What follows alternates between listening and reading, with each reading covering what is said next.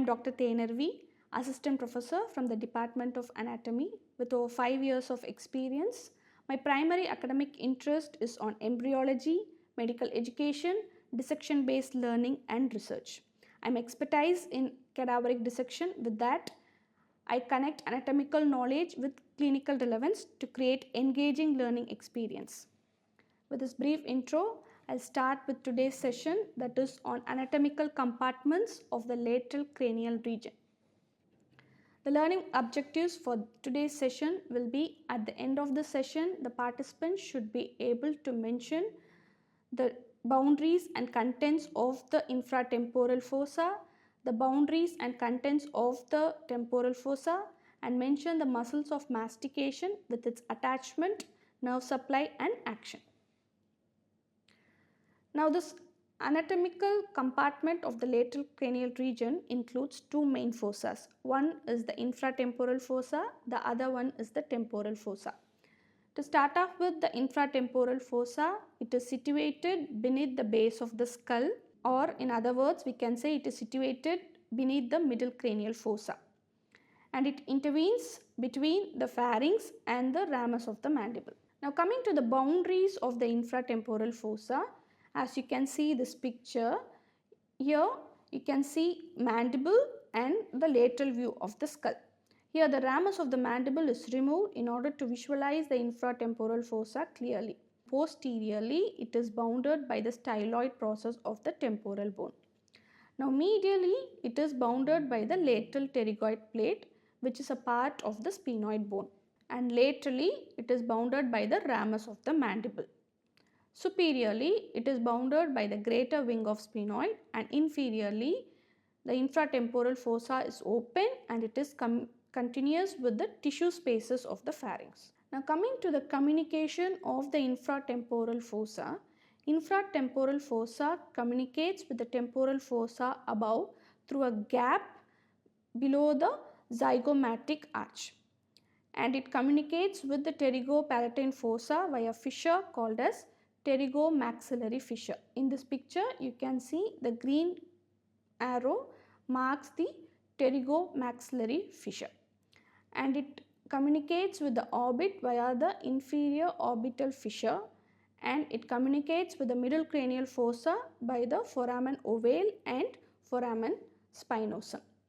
This is the base of the skull where you can see the inferior orbital fissure through which it communicates with the orbit, and you can see the foramen ovale, and behind that is the foramen spinosum through which it communicates with the middle cranial fossa.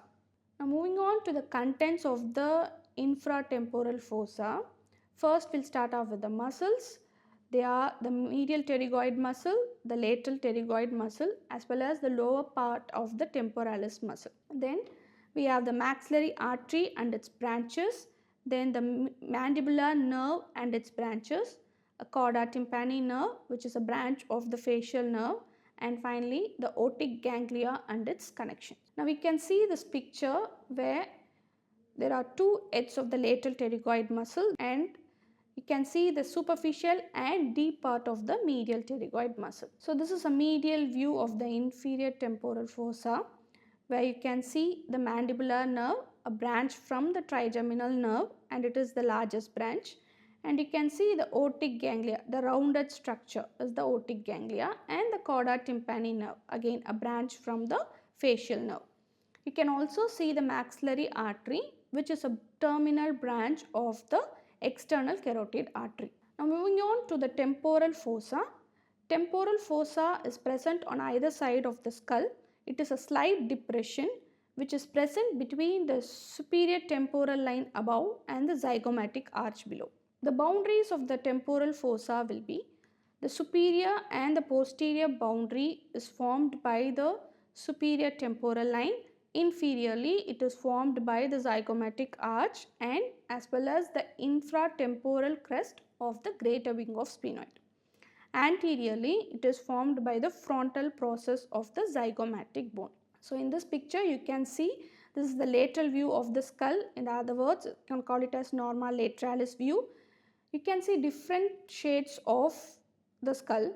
The yellow one is the sphenoid, and the blue is the frontal bone, the green is the parietal bone, and the pink one is the temporal bone.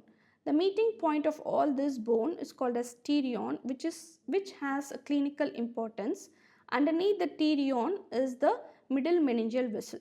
So any trauma to this area will cause massive bleeding inside the cranial cavity. Now, contents of the temporal fossa.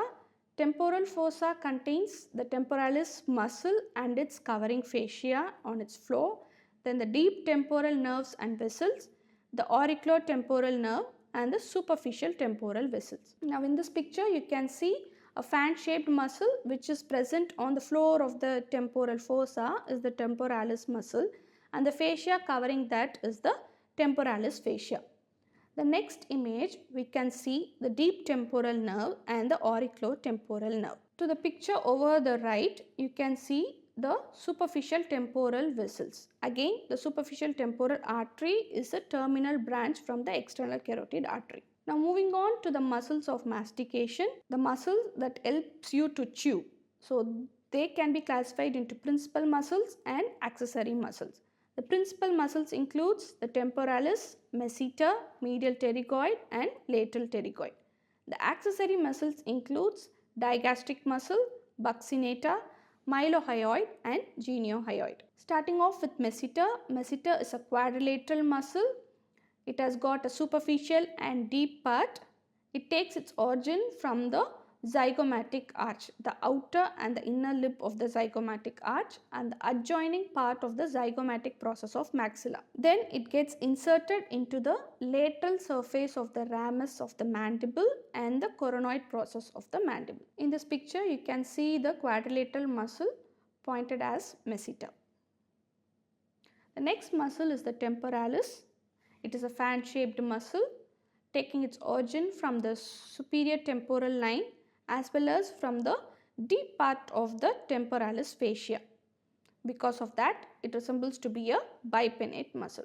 This converges towards the zygomatic arch and it will reach the coronoid process and gets attached to the tip, anterior border and the medial surface of the coronoid process.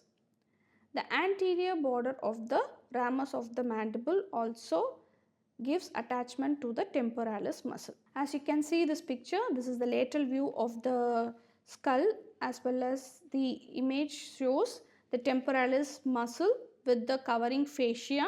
The cut end is the covering fascia and a quadrilateral muscle on top of the ramus of the mandible is the masseter. The next muscle is the medial pterygoid muscle. It arises by two heads, the superficial head and the deep head.